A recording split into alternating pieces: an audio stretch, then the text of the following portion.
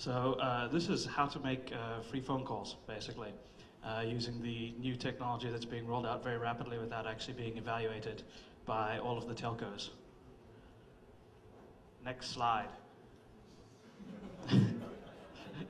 Okay, the agenda for the talk, which I came up with very rapidly at about 3 o'clock this morning, so I might not remember it too well, is an introduction where I will go over basically a little bit of background on voice over IP, which is probably unnecessary given the technical crowd we have here. We'll then do an overview of voice over IP technology, particularly focusing on the protocols and how they're implemented and why they're not as secure as they should be. We'll look at the infrastructure, and then we'll look at security, which is the fun stuff, where we go over several of the attacks that I've been developing over the last year. And if we can get internet access, then we actually have live demos. Ooh. We're going to hack Singapore for the Malaysians in the audience. Okay, voice over IP. There are good things, like... Oh, all right, I have to move. Okay. There's good things about voice over IP. It's cheap. We all get cheap phone calls. That's very good. It's been exploding very rapidly. I remember in 2002 when I first started working on VoIP with Ophir, I used to make fun of him, telling him that it would never catch on, and I guess I was wrong. But it's grown very, very rapidly over the last year, and it's going to probably continue to grow very, very rapidly, particularly because mobile phone operators charge so much fucking money, and internet telephony was going to do them pretty badly. One of the big problems is that all of these telcos, in a desperate bid to make money out of voice over IP, are marrying the PSTN, which is the Public Service Telephone Network, to the internet. And if you think about that for a minute, you'll realize what a bad idea it is. The internet is not trusted. If it were trusted, then we wouldn't have conferences like this. The PSTN, on the other hand, is trusted. All of us have to rely on it to do just about anything, like order food or stuff late at night. So we need the PSTN, and they're breaking it, and it's going to be very, very easy to break, and I'll show you how to do that. So one of the major problems is that it's been around for such a short period of time that the best practices are very, very immature. No one really knows what good voice over IP security looks like. So they just go and they buy a bunch of boxes from a bunch of vendors, plug everything in, hack it together until it works, and then leave it there and hope that no one knows how to hack it. And that was the case up until 45 minutes from now. The really good news for us is instead of cheap phone calls, we now get free anonymous phone calls. Okay, that's one better. Okay, VoIP overview. So, all right, this agenda clearly departs from the previous agenda, but that's A-okay. So we're going to look at the infrastructure, what a voice over IP infrastructure looks like. We're going to look at the protocols that are used with the various elements of that infrastructure to communicate between each other. We're going to look particularly at the two main types of protocols, which are signaling and media protocols. I'll go into their difference. And then the integration protocols, which are used to marry the voice over IP network to the PSTN. So, these are the bits of the infrastructure that are actually important. You have an actual telephone at one end, or a user agent. This is a mobile phone at some point in the future, I hope, or a soft phone, which is running on a PC, or it could be a hardware phone that supports the protocols directly. It can even be a router, which does conversions from analog telephone lines to voice protocols, and then sends everything over DSL.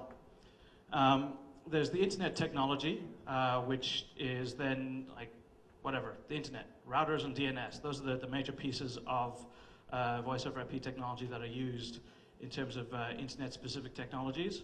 And then the integration technologies are basically gateways. They're called gateways because they act as gateways between the PSTN, which is a walled garden, and the internet, which is a wild, unkempt garden. And of course, there's two types, the media and the signaling. So if we look at the protocols which are used to communicate between these various devices, we have the primary sort of central theme is the separation of signaling and media. So media is actually everything that's voice traffic.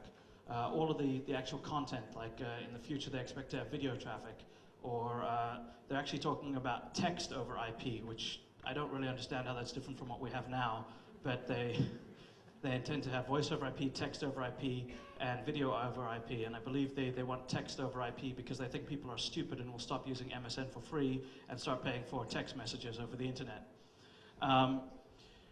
There are a couple of competing standards in terms of the signaling protocols. The two primary ones are H.323, which is very old, and SIP, which is not very old, but it's very big and cumbersome, though not quite as big and cumbersome as H.323. SIP tends to be what's used in the new rollouts, whereas H.323 tends to be legacy software. In theory, there's supposed to be a parity between the amount of H.323 devices and SIP devices out there.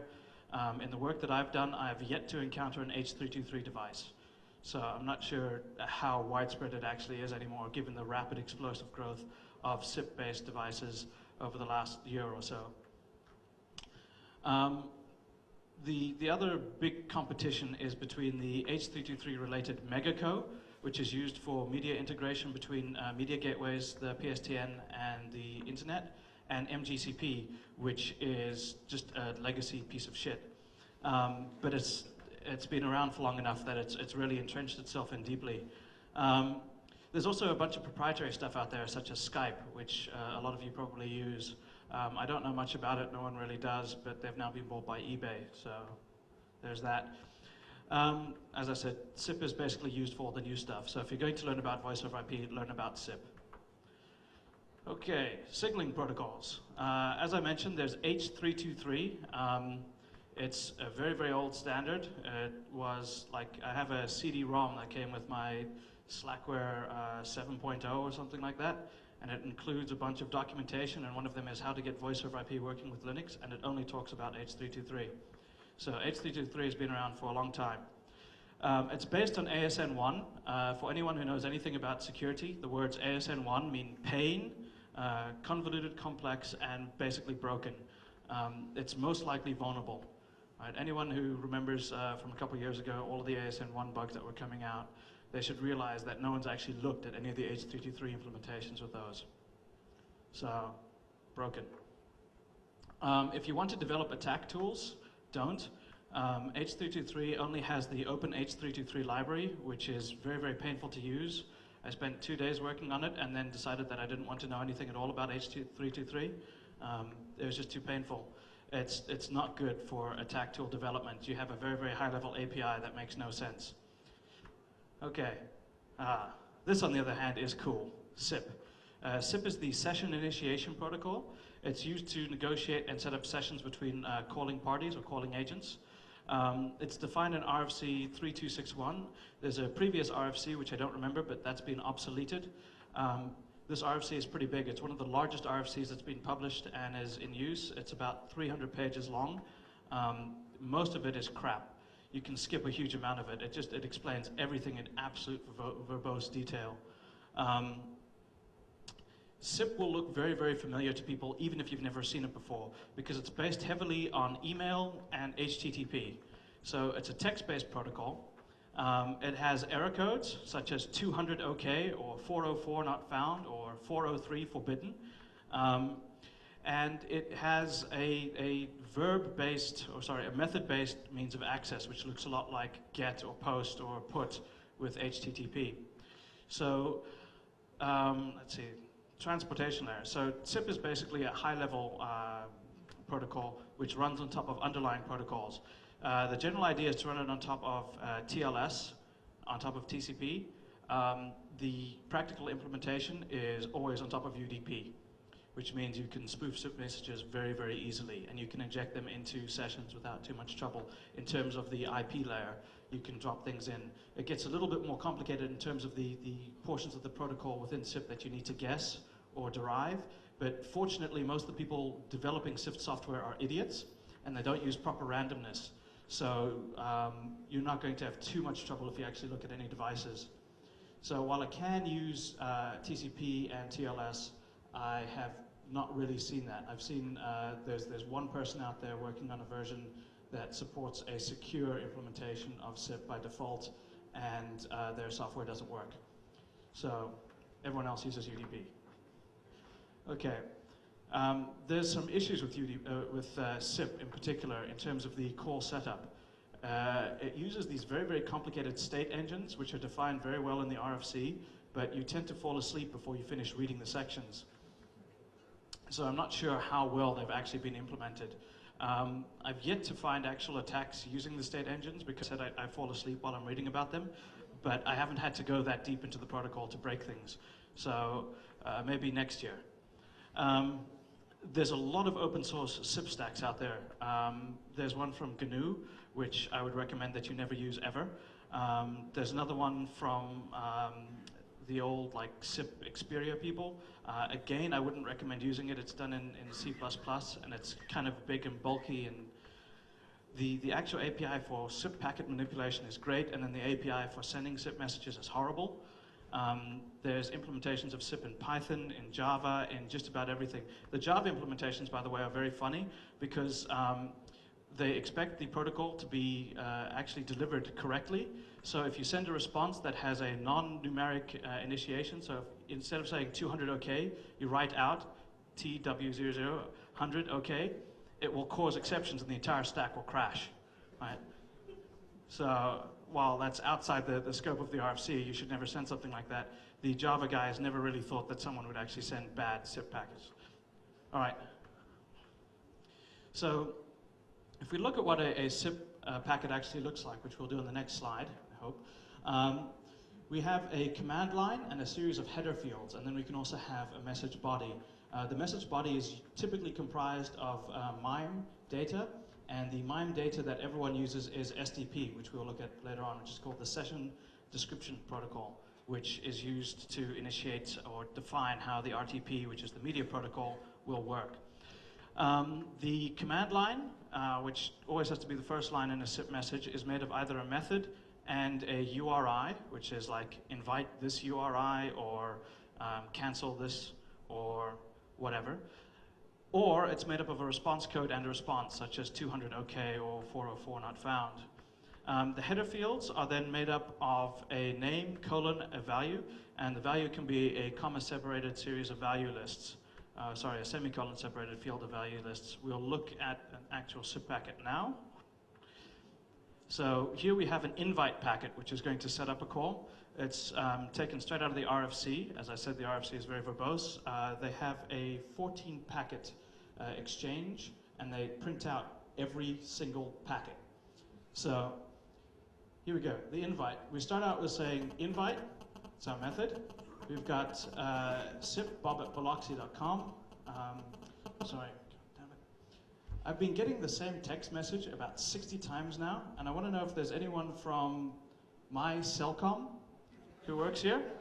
I'd like to recommend that you roll out your voice over IP package as rapidly as possible, and then let me know. Okay, so we have our invite.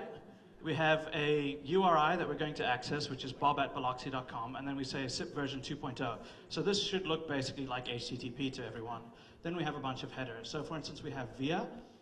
VIA is required to be in every single packet. So a lot of firewalls that believe that they do really, really cool SIP packet stuff tend to check to make sure that you have a VIA tag in there. And then they never do any authentication to make sure that the VIA tag doesn't contain malicious information. So when we do the live demo, I'll be showing you how we can get through a NAT and access some information from the back end of a server, because they don't actually look at how their VIA is used. The maximum number of times that this packet should be forwarded through proxies or various other entities. We can do a trace route using max forwards and setting it to 1, then 2, then 3, and so on. And we can also use a special SIP packet to do that, which is the options value. We'll look at that in a second. Caller ID, this is one of the things that you need to guess. It's supposed to be a very, very large random number at a host name. That's how it's defined.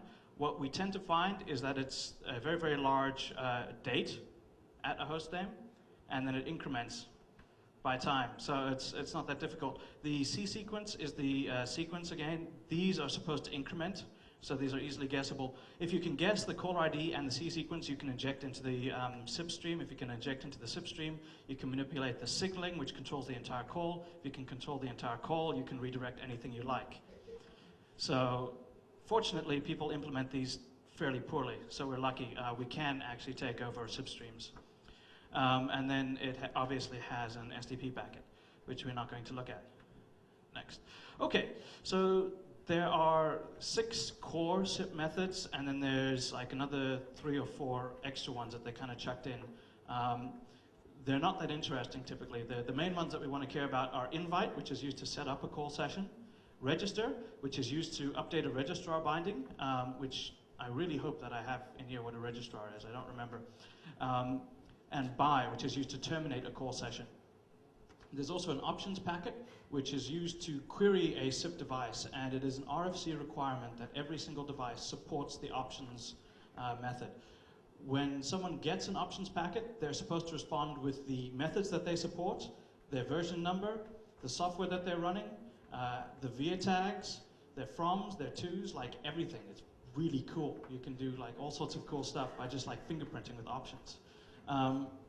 Okay, so this is how a SIP call session is set up. You have portions of the infrastructure, which is a soft phone at one end and a SIP phone at the other end.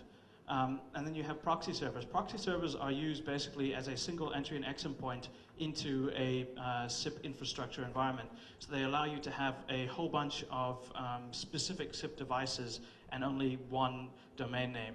So you can have a whole bunch of devices that are basically hidden behind a NAT, which would be the proxy. Pretty straightforward stuff. So anyway, we send an invite, the proxy forwards it on and tells us that it's forwarding it on, forwards it on to the next proxy, gives it to the person who's supposed to get it, who responds back. We get the ringing response, then they actually answer the phone, we get the 200 OK, we acknowledge that we've got the 200 OK, we do our like little media thing, and then we send a buy, and then we send a 200 OK, we received your buy. That's that. Pretty straightforward stuff. The state engines to handle various timeouts and that get complicated, but essentially it's very, very straightforward. By the way, this is called the SIP trapezoid. They like to talk about it because they think that using geometrical terms makes them sound cool. So you'll hear about SIP trapezoids a lot. What it really means is 2 proxies and 2 people calling each other. Boring. Next. Okay, so SIP typically carries SDP. SDP is a very, very, very, very old, ugly protocol. I don't have any examples here. That's just because they make me feel ill when I look at them. It's basically based on single characters and numbers. It's like mind-boggling how they got this stuff through an RFC. Session description protocol is used to describe how an RTP session is going to work. In theory, it's flexible enough to define any media stream or any actual session. In practice, it's only actually used for RTP because RTP is the only thing used with voice over IP. It's a plain text protocol again, just about all of these are, except for the actual codecs that get sent across via RTP. Everything else is plain text. And it's going to define a whole bunch of stuff. So it defines the port. It can do a whole bunch of stuff, and if you are going to be injecting a SIP packet into a SIP stream to redirect, for instance, the RTP traffic, you're going to have to include a new STP session. One of the cool things you can do is if you can stand in line between a SIP packet from when it comes from the original person to the destination, you can actually modify the STP en route and add yourself as one of the destinations for all of the RTP traffic. So you can get all of the traffic sent to you by sniffing, just by modifying this protocol. Cool stuff. The media protocols, on the other hand, that's a misnomer. There's only one. It's RTP, which is the real-time protocol. Again, another very, very old protocol. As you can see, it was originally done in RFC 1889. That's now been obsoleted. It's 3550 is the current one. It supports a whole bunch of different codecs for audio, video, streaming. Like they have a codec in there for whiteboards, so you can stream whiteboards over the internet using this protocol. I don't know why you'd want to do that, but it's possible. It's also built on top of UDP, though it has to be encapsulated inside something else. It doesn't contain the. It doesn't have the ability to do anything other than define this codec, this IP, this port, this sort of activity. And this is incremented for a packet. And you only need to get it like partially correct. Okay? There's a timestamp, The timestamp is incremented, obviously, via time. Again, you only need to get that partially correct. There's a 32-bit identifier, which you don't have to get correct. Okay? You do all of that, and you can inject into an RTP stream, which means that you can brute force the key space very, very rapidly, particularly if you can timestamp the remote box. And anyone who knows anything about how to send TCP knows about how to use IPIDs or whatever to timestamp a remote box. So fingerprinting or injecting is very, very trivial with RTP. Okay, so now we know how to send data and set up data connections over IP, but how do we actually get them into the PSTN, which is where we want to have fun? This is where the integration protocols come in. And once again, there's two types. There's signaling and media protocols. So the PSTN, as it stands right now, use SS7 for signaling, which is out-of-band traffic rather than in-band traffic, such as it used to be. There's a protocol suite called SIGTRAN, which provides SS7 over IP, and these are just plugged into signaling gateways, which are then plugged directly into the internet. So if you know SS7, you can send SS7 commands straight to boxes on the internet, which will then go into the PSTN. Unfortunately, I don't know SS7, so it's going to be another year before I can give you the how to take over the entire PSTN talk. There's another protocol coming out which is supposed to replace TCP, which is being pushed very heavily. Unfortunately, the performance kind of sucks, and it's not really out there, but it's the Stream Control Transmission Protocol. It's sort of an emerging signaling protocol. It allows for like multiplexing over a single stream and like all sorts of other super cool stuff. There's a Linux kernel version implementation that's available. It's a separate patch. I've been informed that it's available by default. I haven't checked, but I do know someone who scanned the entire internet to find listening SCTP ports, and he found one. So the entire internet has got one box listening for this protocol. On the other hand, when I was doing media protocol scanning, we scanned one country and we found 37 boxes. So I think between the two, I'd rather focus on taking over media stuff. So if we look at the next slide, we'll get some information on the media protocols. As I mentioned, there's this H323 based Megaco, which is actually H248 is its designation number. Again, it's an ASN1 protocol. It's also crap. As I said, it's ASN1. There's not much else to say about it. They're trying to push it as a replacement for MGCP because MGCP is just god-awful ugly. Unfortunately, there's a lot of legacy, or sorry, fortunately in our case, there's a lot of legacy devices out there that already support MGCP.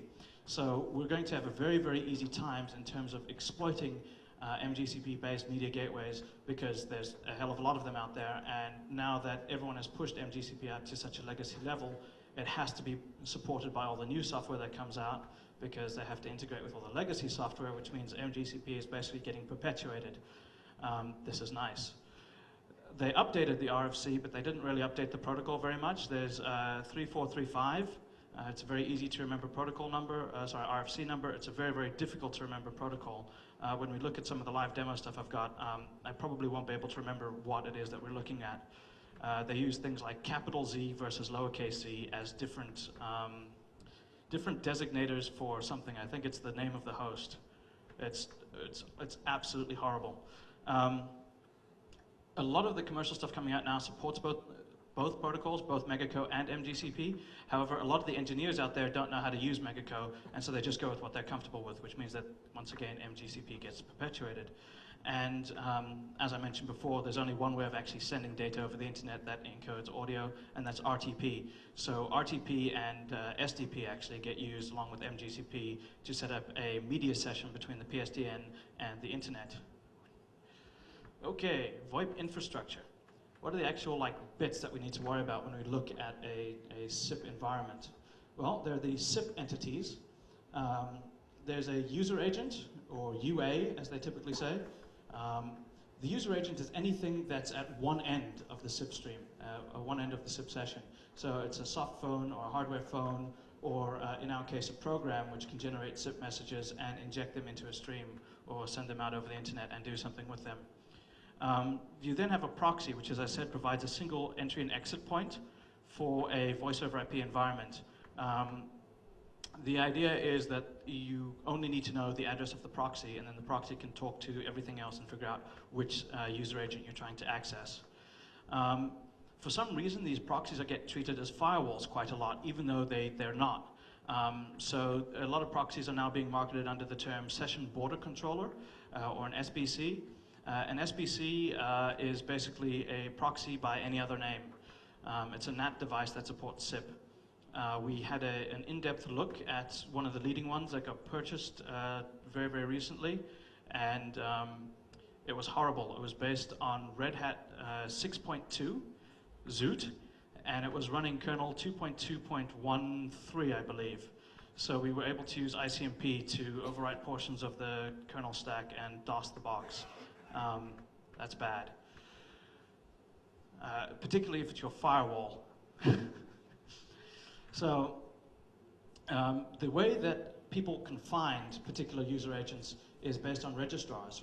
Registrars and proxies are basically work together. There's also redirect servers, which get used in very, very high use environments by telcos. They do nothing but redirect from one proxy to another. They're dull. Registrars are interesting. Registrars are basically the DNS service, right? They store a mapping between an IP address for a user agent and the SIP URI.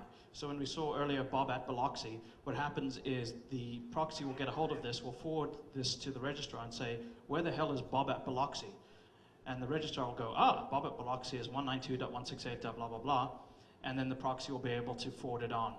So the idea is that the registrars are dumb. They don't actually know where anything is, they get told, which means that the responsibility is on the user agent for informing the registrar of their location at any point in time. The way that this happens is the user agent will have a timeout that they will send to the registrar saying, when we get to 90 seconds from now, drop this binding and I will send you a new one. There's tricks that you can play if you can access registrars to force them to drop all of the previous bindings and update with new bindings. Just by sending contacts information that says all of the other bindings that you have right now, set them to a timeout of 0 and then set this to a timeout of 3 years, and it will do it for you. Typically, these are very, very sensitive devices, and as such, there should be authentication. So there's the capability for authentication built in within SIP. However, most phones don't have that capability built in.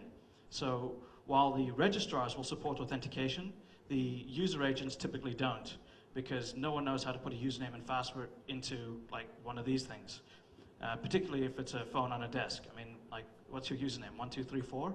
Doesn't make any sense. Right, so we've got like the core SIP entities, which are the user agent, the proxy, and the registrar. We then have the gateways. I've mentioned the gateways several times. This is because the gateways are the fun bits. Like, breaking all that other stuff is cool, but you only get to muck about with internet stuff. Breaking this stuff is super cool because you get to muck around with the telephone network without any security, and as a result, they're wide open to attack. Let's see. So yeah, the media gateway, RTP to PSTN analog voice traffic, and signaling is SIGTRAN to SS7. Moving swiftly onwards, the fun stuff. All right, I don't have an agenda, and I don't know what order these slides go in, so I'll just kind of talk and we'll see if it matches up. There's basically two things I want to talk about before we get into voice over IP security. And the first thing I want to talk about is the nature of vulnerabilities. Okay, there's basically two types of problem out there as far as I'm concerned. There's a generic software problem that you're going to find, and this will be in any sort of software. It could be buffer overflows, format strings, integer overflows, race conditions, all the other stuff that frequently gets so much bill and play during a security conference. These are great bugs. You can take over a piece of software. You can run your own software instead. You can take over the operating system or the host, and you could do what you like. That's all well and good. But what's typically more interesting in terms of making a lot of money is application-specific attacks. So application-specific attacks, for instance, in the web world would be SQL injection or LDAP injection, where you can take over the actual application and make it do what you want it to do. This means that you don't need to worry about writing your own version of the software. So for instance, if I want to steal someone's database, I could break into their web server, get through their DMZ environment, get into their backend, hack their Oracle box, and then try and pull all the data back. Or I could just do an SQL injection through their web app front end and pull all the data down using my web browser, right? it's similar with voice over IP. We can find bugs in various different bits of software, and we can crash them or break them or take ownership of them. But that's not particularly interesting unless you want to have control over a piece of software within a telco, which, to be fair, is fairly interesting. However, in terms of what we're going to be looking at is telephony attacks. It's how we can leverage the actual protocols and the actual application to do what we want to do, which is make free phone calls, impersonate other people, mischarge or misbill.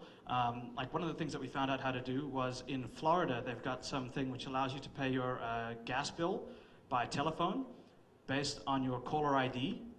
And because we could spoof caller ID, we could have other people pay our gas bills for us. Unfortunately, we don't know anyone who lives in Florida. Otherwise, you know, there'd be some dude out there who would get really pissed off. So, voice over IP concerns. These are the things that people worry about. And I'm going to split them up into two groups. We've got the people who actually use VoIP. These people worry about quality of service, right? Do I have to wait 6 seconds between when I say hello and when it gets to the other end? Is it going to terminate prematurely? Am I going to get drops or static, or like what's the sound quality going to be like? Is it going to have privacy, right? So can someone else listen into what I'm talking about? The quick answer is yes. The long answer is yes. Then they worry about authentication, right? Can I prove that the person calling me is who they say they are? There are protocols out there that allow you to do that. No one's implemented them, so there is no authentication. And the reason that none of these things get really, really focused on is because the people who actually provide voice over IP don't give a shit, right? They're worried about getting paid. That's their number one concern. Voice over IP security for them means, is someone going to be committing fraud? Am I going to be losing money by providing this service, right? So what they want to do is they want to ensure that their billing is secure. Once their billing is secure, maybe they worry about quality of service because that enables them to retain customers. And then, at the very end, if they've got any time or money left, they might care about privacy or authentication. But typically, they don't give a shit. They want to get paid. Right. So, specific attacks. At which point, I'm expecting these guys to have internet access available for me with a cable. Do we have that?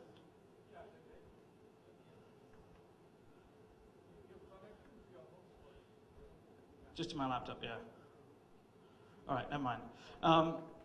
So historically, the telephony attacks that were available were like exploiting the fact that the signaling in the media happened over the same line. This was the in-band stuff. Right. So specific attacks. At which point, I'm expecting these guys to have internet access available for me with a cable. Do we have that?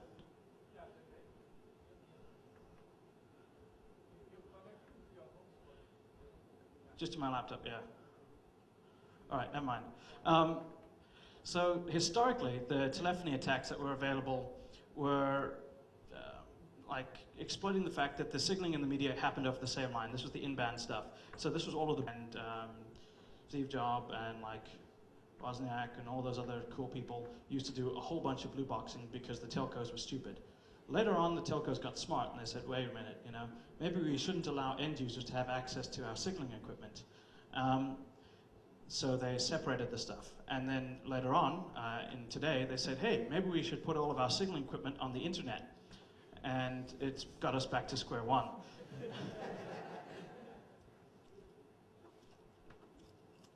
So what are the things that we can do against voice over IP? Well, back in the day with Phreaking, we used to be able to get free phone calls. Now we can do a lot more than just free phone calls or call monitoring. We can also do session hijacking. So we can actually take over someone's complete RTP session and start injecting our own traffic, right? This is cool. We can wait for someone to authenticate. We can then wait for them to get through any of the front level questions at help desk, such as what's your date of birth or your social security number. And then we can inject it and say, yeah, but what's my password? All right? We can do RTP hijacking directly. As I mentioned earlier, there were several weaknesses with RTP which make it particularly vulnerable, mostly in implementation rather than in RFC definition, that make it particularly vulnerable to injection. We can also do hijacking by modifying SDP packets or sending new SDP packets, which will say to the user agents, please contact this host as well with all of your RTP streams because he wants to know what you're talking about. And thanks to the user interfaces available, no one's going to know that that's happening, right? So it's possible for a three-way conversation to get set up with the first two parties not knowing about the third party. It's also possible to do this once a session has been established by sending a new invite saying, hey, add this guy to the call. And once again, due to the way that most of these things are implemented, the re-invites go through without any notification being passed on to the user. Of course, because RTP is just over UDP and it's not encrypted, if you can sniff between the channels, so if you can get somewhere between the two user agents, you can dump all of the audio traffic out, and then the codecs are well, which makes for a great party trick. There's also spam over internet telephony. I think they came up with this name just because someone thought spit would be really cool. They haven't really thought it through. Like, I can't understand how anyone's going to make money with it. The way that people make money with spam using email is you have to click on links. If you click on links, you can go to websites. If you go to websites, they can track where you came from and who sent you the spam, and they can pay that guy money, right? Or the guy who runs the website is going to get money when you buy something. If I phone you up and say, go to this website, type in www.aaaaaqz, like, it's just not going to work, right? So that being said, there's a really, really easy way of doing a spit attack. One of the headers that's provided in the SIP RFC is called alert info. And what alert info is it's a URL to a .wav file that the end phone that's getting called is supposed to download and play as a ringtone. Okay, so this is horrible in more ways than one. There's different sorts of alert info. There's different sorts of caller ID info where you can get the remote phone to download information from the internet and display it. So you can also have it access HTML or Flash and so on and so on. Fortunately, no one's actually implemented this stuff yet. I think probably because they're lazy rather than because they're security conscious. But with a alert info header, I can point to a greetings from Nigeria.wav and send it out and have people's phones ring and then sound like they're answering and kick it in. Right. So as I said, I don't know how anyone's actually going to make money, but you can do it. Media stream injection. There's a lot of private tools out there, particularly developed by governments. I don't know why they want to do that, but they have it. Oh. MAC address.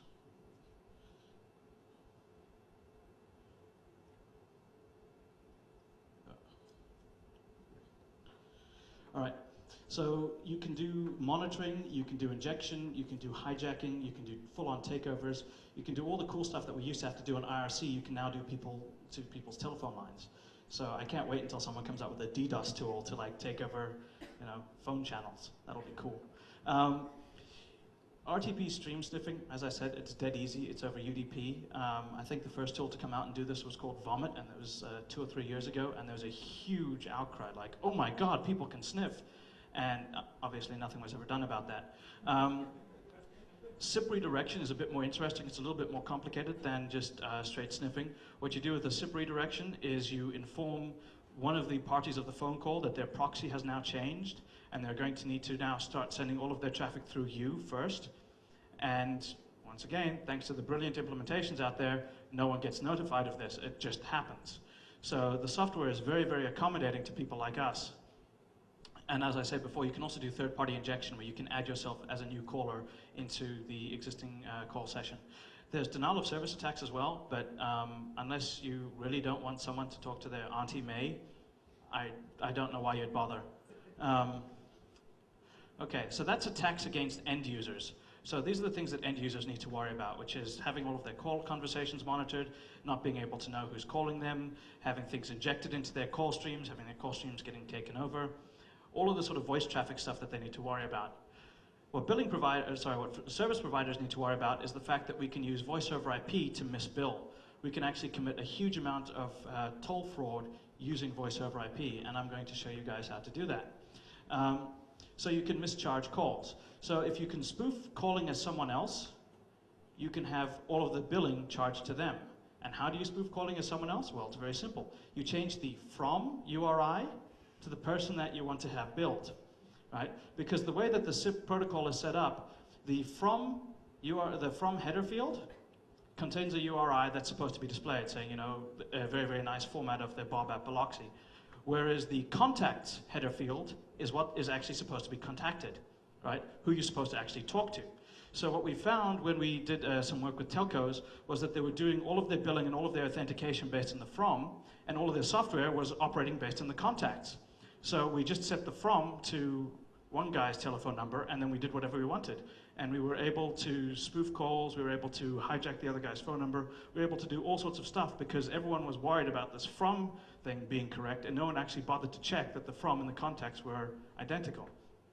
I'm afraid I don't have a slide for that, so it gets a little bit confusing just talking about it. But basically, it's very, very, very simple to do. Free phone calls, right? Free phone calls are one of the things that scares the shit out of these people because they make their money charging for phone calls. And if you're doing them for free, that's the last thing they want. So the free phone calls we can do in a couple of different ways. We're going to look at MGCP attacks, which is how we can connect directly to a media gateway and tell it to open a trunk, connect to a number, and then give us a line. And you can also do SIP attacks, where you can impersonate someone else and do the same thing. We can hijack equipment, right? These boxes that these people are buying are horrible. They're really, really bad. As I said, we found a Linux 2.2.13 box, and we could crash that with ICMP packets because they had firewalling set up that said, well, we better allow ICMP through, that might be important. And then the kernel was like, holy shit, this ICMP doesn't make sense. Abort. And that was the end of their firewall. So SIP spoofing is pretty straightforward stuff. As I said, you're in charge of sending all of your SIP packets, so you can do what you like. SIP spoofing basically involves mucking about with Leave Nothing to make sure that these two are identical in any way. Even these firewalls that we were looking at, the session border controllers didn't do any comparison. They made sure that we had a VIA in there, but they didn't bother to make sure that our SIP packet was actually sane in any way. A lot of poorly developed software out there, no one knows about this for some reason, even though it's in the RFC. So SIP spoofing, dead easy. I'll show you how to do it in a couple of seconds. Next one. Hey, a couple of seconds is up. Okay.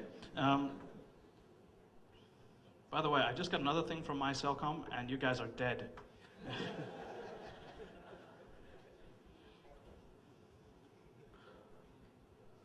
Hey, all right.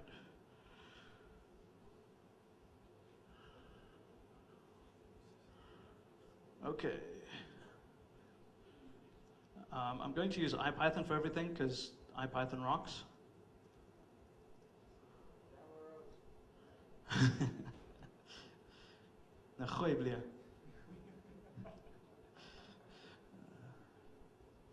Okay, so VoIP is a package of Python voice over IP protocol implementations.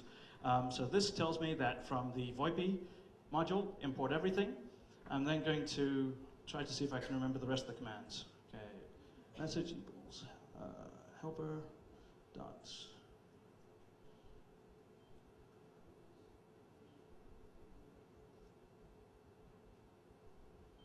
Okay, who's got a good URI?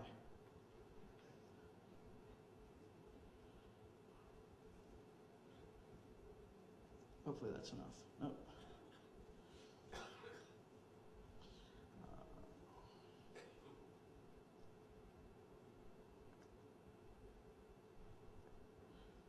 Okay, so we've now created a SIP packet, which is an options packet, and we're going to be sending it to the URI of joe@google.com.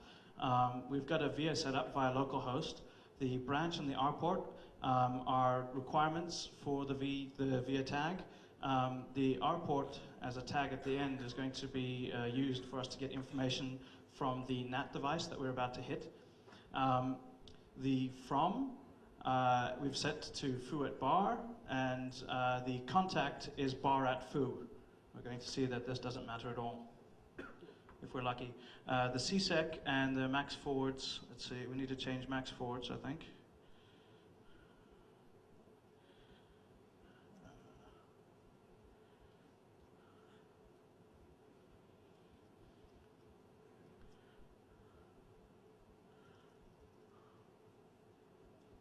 All right, so we change max forwards to 1, so we get a response back when the other guy says that it's timed out. We now need to create a socket, so import socket. I did all of this just because I wanted to burn time, actually.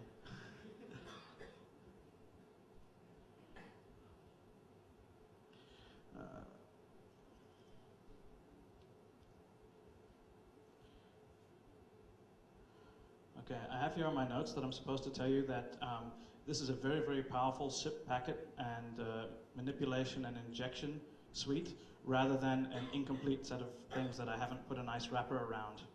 Okay? So view this more as a power interface than a lack of user interface. So God damn it. Our target is going to be proxy01 .zipphone.com, and we'll send it to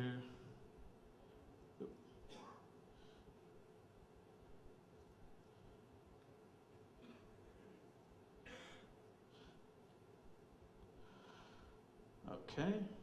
Obviously, the DNS is not working.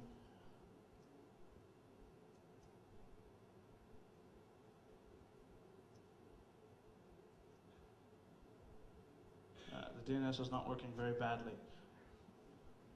All right. So, man walks into a bar. Ouch. DHCP? All right.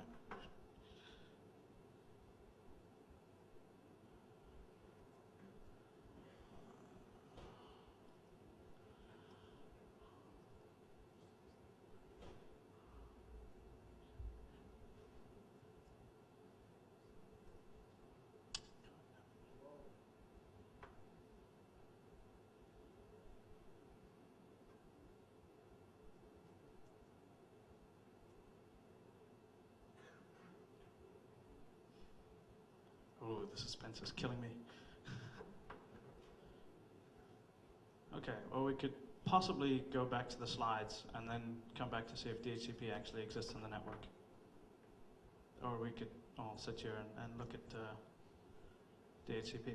All right, so that was our example of how easy SIP spoofing is to do. Obviously, a lot more difficult than it looks. Okay. MGCP attacks, which will be our next not running example. I love this portion of the MGCP. Like there's a portion of the, it's not the RFC, but it's a version of the RFC that everyone uses for implementations. It's a PDF by NCS. Basically, it has a section called On Security Considerations, and it consists of this two-line fragment. Security is not provided as an integral part of MGCP. Instead, MGCP assumes the existence of a lower layer providing actual security. Okay, what this means in practice is there's no security at all on MGCP. What it means in theory is everyone is supposed to deploy IPsec, get a full PKI environment, and then deploy MGCP devices on top of that. And as you can imagine, I think that's happened exactly once since MGCP has been rolled out. Things that we can do against MGCP. MGCP is a very, very ugly protocol. Essentially, the way that it works is it has a verb, which are these garbled-looking four-letter combinations. It then has a caller ID number, which is not actually a caller ID as in a phone call ID. It's simply a reference to this particular conversation that you're having with the MGCP. Things that you can do with MGCP. Well, because all of the security is provided by a lower layer rather than the MGCP protocol, you can do things like you can modify connections. So you can send MDCX and say to the MGCP server, from now on, this particular RTP stream that you have is now also going to be going to this address and port. So much like we can inject SDP into a SIP stream, we can also directly inject SDP into the media gateways. So we can do monitoring directly from these boxes, which is pretty cool. We can also create new connections. So we can say, open up a line on the trunk and attach it to this number. That obviously means free anonymous phone calling. We can also delete connections where once again we can drop people who have hooked up to, basically have hooked up to existing phone calls. We can come in and say, terminate this phone call, it's no longer in session. Why we would want to do that, not really sure. Okay, let's see if we've got any luck. Do we have DHCP working?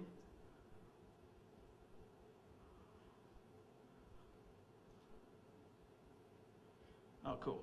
All right. So, as I was saying about SIP being pretty straightforward to spoof,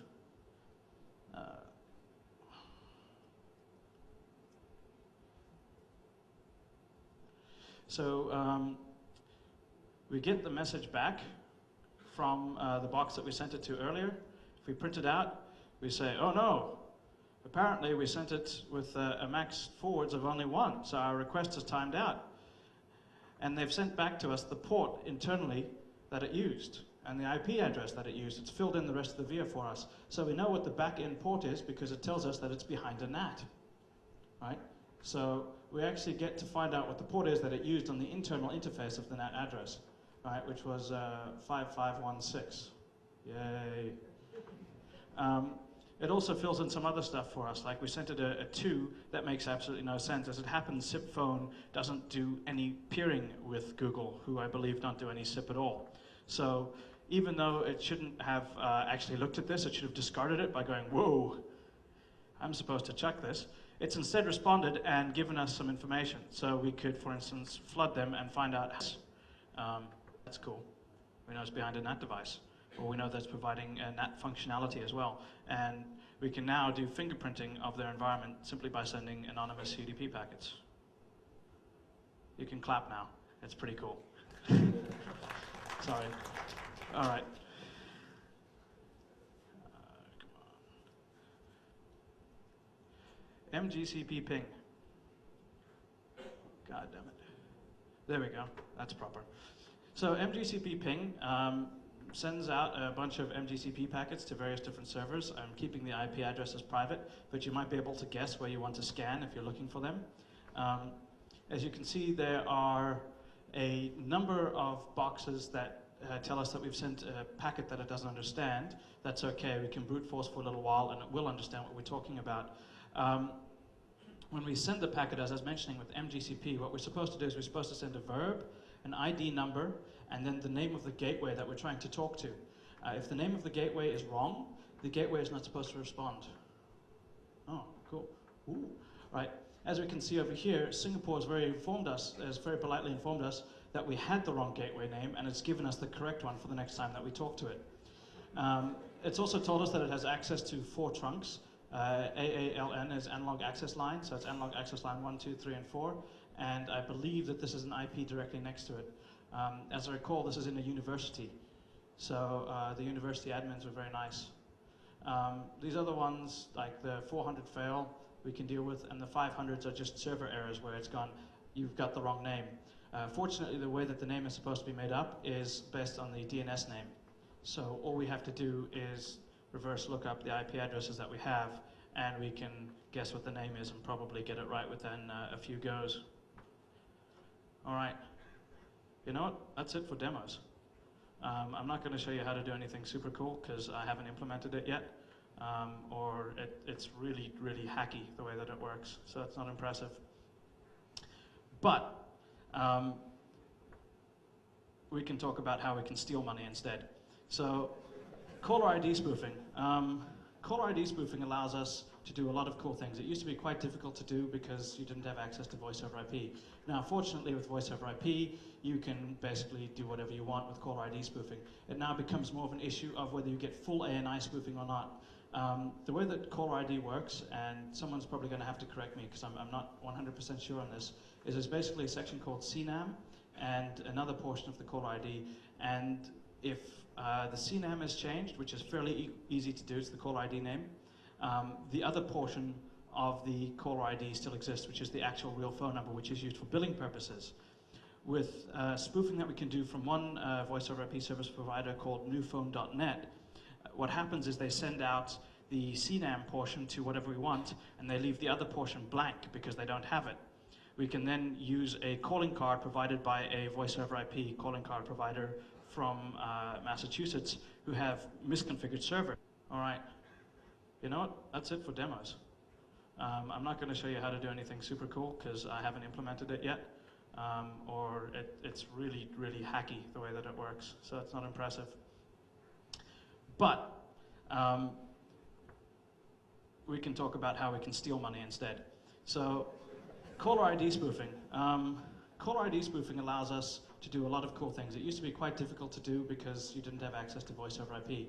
Now, fortunately, with voice over IP, you can basically do whatever you want with caller ID spoofing. It now becomes more of an issue of whether you get full ANI spoofing or not. The way that caller ID works, and someone's probably going to have to correct me because I'm not 100% sure on this, is there's basically a section called CNAM and another portion of the caller ID. And if the CNAM is changed, which is fairly easy to do, it's the caller ID name, the other portion of the caller ID still exists, which is the actual real phone number, which is used for billing purposes. With spoofing that we can do from one voice over IP service provider called newphone.net, what happens is they send out the CNAM portion to whatever we want, and they leave the other portion blank because they don't have it. We can then use a calling card provided by a voice over IP calling card provider from Massachusetts who have misconfigured servers. What happens is when they get a CNAM that comes in that doesn't have an ANI, they copy the CNAM to the ANI and then route it forward. So we can use a combination of two separate voice over IP providers to gain complete control and access to ANI, which means that we can do things like we can bill phone calls to people we don't like. We can also do voicemail and credit card authorization hacks if we can come up with this stuff. If we can do voicemail hacks, we can break into people's voicemails. We can record yes, yes, yes, yes, yes, yes, yes, yes, yes. We can call 1-800-REVERSE and say, I would like to connect to this, and then it says, do you accept their charges? Answers the phone, yes, yes, yes, yes, yes. Bing, we're in, and we can start forwarding calls and make lots of money. This used to be quite popular with voicemail having no password set to it. Now the voicemails that we can break into via like caller ID authentication, such as all mobile voicemails, are wide open as well. As I said, we can misbill and we can do the pay-by-phone stuff. As I mentioned in Florida, they've got a pay your gas bill by telephone, and you can register which telephone number you want to have which gas bill number billed to over the internet.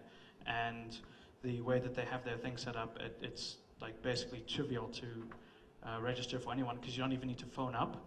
You use email to verify that you've registered the correct telephone number with the correct gas bill number. Okay, newphone.net is really, really cool. They charge you 2 cents a minute. They're assholes to deal with, but they're actually a very, very cool service provider. They basically just have an asterisk box, and it's hooked up to the PSTN. And they say, if you want access, you pay us 2 cents a minute, and you can plug your asterisk box in as well.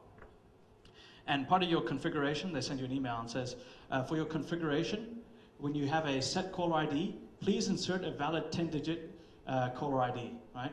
There's absolutely no verification. It's up to you to make sure that you use the right one, which is very nice of them. We can use that combined with other voice over IP mistakes or misconfigurations, and we can get full ANI spoofing. As I said before, the empty ANI portions are filled in very helpfully by a particular rnkprepaid.com, a particular voice over IP provider in Massachusetts. So, let's see. That's the conclusion. All right. So there's a whole bunch of different things that we can attack with voice over IP. We can attack the end users.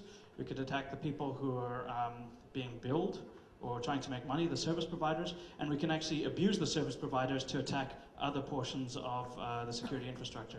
For instance, we can do impersonations of phone calls and get through to help desks with internal phone numbers and so on, where we can then do much, much easier social engineering attacks. So voice over IP is a great enabler of further security attacks. It also provides anonymous phone calling access. So if you and your mates want to talk to each other while you're breaking into whoever it is that you're breaking into, you can use voice over IP to do it. Unfortunately, you can't do it securely. Voice over IP attacks enable additional criminal activities. Okay, we're almost there. And then I'm going to tell amusing stories about how we broke into a telco. So the problem is that there's no really good security solutions out there. There's no really good best practices. It's all immature. It's been around for too brief a period of time, and there haven't been enough people out there actually looking at it as a practical set of attacks. What you tend to find is two types of people out there. The guys out there who say Cisco voice over IP phones are terrible, which I admit I was one of them, but I did it in 2003 when it wasn't cool. And there are the guys out there who say, in theory, if there is a less than 150 millisecond round-trip time period for an RTP packet, the blah, blah, blah, and it's boring academic shit. No one cares. No one tells you how to do cool stuff, like make freaking phone calls, unlike me. Woohoo. The big problem with voice over IP is, of course, the convergence of the PSTN and the internet. What happened before was the PSTN was finally made relatively secure. The number of people who could actively exploit it was very, very small, and it was a walled garden.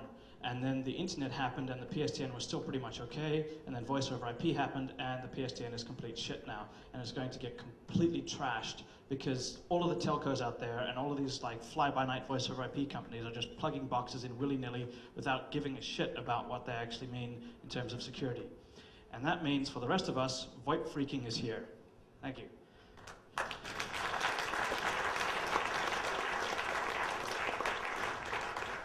Okay. Are there any questions? Are there any answers? Are there any jokes? Do we actually hijack it like a phone call? Oh yeah. Do we have hijack the TCP connection as well? It's a UDP connection. The question was, to hijack a phone call, do you have to hijack the TCP connection as well? The answer is no, because it's not a TCP connection, it's a UDP connection. You can in some regards, depends on which technique you use. So if you want to hijack fully, one way would be to DOS the other guy offline and then just spoof his stuff to inject. The much simpler way is to send a invite or a new connection to the person that you're trying to, like the target, not the person you're trying to impersonate, right? So the person that you're trying to hijack, you don't need to knock them offline, you simply need to tell the person that they're talking to that they should no longer talk to this IP, they should talk to this IP, right? And they will happily do that without even noticing it. Connected over here, let's resync and keep going. So one of the cool things that happens with that actually is you're supposed to, when you change your IP address, your SSRC, the session ID number, is supposed to change. And if it doesn't change, that's an error, which means that the number of things that you need to guess is now reduced to a 16-bit digit, which can be accurate to within about 256, and a timestamp, which you can get accurate to within a couple of minutes, just by like pinging one of the boxes. You don't even need to flood. They tend to won't check that the IP address and the SDP IP address are correct. So you can say like spoof, flood, and spoof, and you won't have the firewall drop you because they're badly implemented. Yes, you can basically send within your SDP packet. You can send your IP address, but you can spoof someone else's UDP address. Sorry, with the UDP packet at the IP layer, you can spoof, and it will do. It's like Delta is based on IP address rather than on like anything else, so you won't get dropped. Yes, cool. I think that's it for time. So unless there's any other questions, okay. Thank you. Are you aware of any compliance tests or validation tools, especially for the SIP protocol, that are in development or actually probably in use? There are actually some open source tools, and I know that there's commercial tools out there, but they don't look at things like, are you properly random, or are you doing validation to make sure that you're not looking at a completely insane packet. They tend to be doing things like, does your parser work properly? So can you parse a very, very garbled packet? Or can you handle a very, very large volume of packets? Because these tools are developed for telcos who worry about handling millions of users rather than for people who are worried about like their boxes being hijacked. So the software that I've had a chance to look at has not done specific security stuff as relates to the topics I've talked about here. It's done security stuff in terms of, can I send you complete garbage and will you treat it as a SIP packet, yes or no? And then it will say, hey, your parser doesn't properly handle 3 carriage returns in a row. And that's boring. Okay, at least it's a start. And can you say something about the inter-asterisk protocol and the IAX? The specific role? Yeah, like the thing is, I don't think like IAX is the asterisk developed protocol for voice over IP. I don't know too much about it. I know that one of the cool things you can do with it is you can tunnel it over SSH. So what we do when we try and set up secure voice over IP calls is we have an asterisk box in a server on the internet. We run asterisk boxes locally, and then we do SSH tunnels, and we set up IAX over the SSH tunnels. And then we know that at the very least, no one's going to be able to get through the encryption. There's latency problems, but we're willing to deal with that as a trade-off. I don't know if average users are. In terms of IAX specifically, I don't know too much about it. I do know that there are problems with Asterisk. I do know that the people who have access to those particular problems are quite concerned about making them public because there's a lot of Asterisk boxes now being rolled out in valuable places, and I know bad people who like to do bad things. So they're hanging on to that information. And that said, most of the carrier grade equipment is not Asterisk. Asterisk is for like the also-rans, I guess. They're for like the little toy people. They're for like people like us who like to play at home. If you're a carrier and you're dropping a couple of $1 million on a box, you really don't want to get Linux running Asterisk. Right? You want to get something with a big brand name on the side that you can go and sue later when it doesn't work.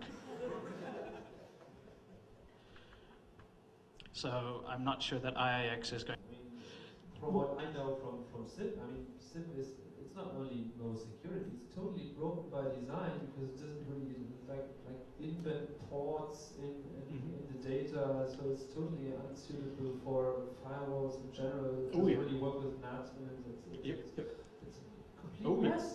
Oh yeah, yep. And it's being rolled out everywhere. I mean, don't use it. Yeah, no, like it's dangerous. Yeah, no, SIP is quite bad. It requires UDP ports. It doesn't work well with NAT.